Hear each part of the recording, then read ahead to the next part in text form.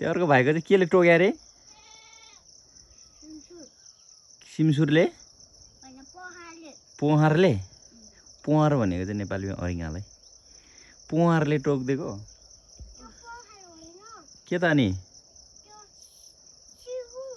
सिगु? त्यो भन्दा चाहिँ के हो फेरि? आम्मै हेर्न ऊ एक्लै खाएको काले यार उसले नि देऊ न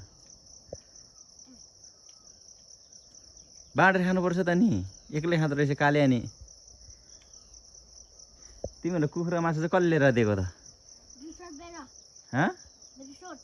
रिसोर्टबाट? रिसोर्टबाट मासु आउँछ?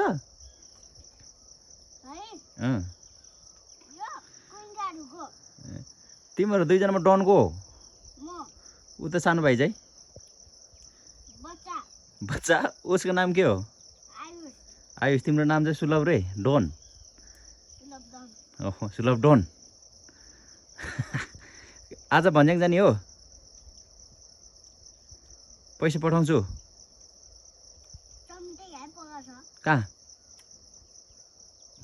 यहीँ भन्नाले कहाँ छ? यहाँ पर? कसम? लिएर आऊ त ल। कति रुपियाँ हो? तिमीहरू त मासु खाएर अगाइहाल्यो यार अनि हामी चाहिँ के खाने त?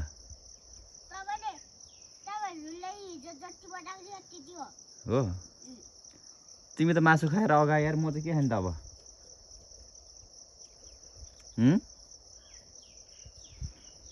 बोल्दै नबोल्ने हेर मासु खान पाएपछि त।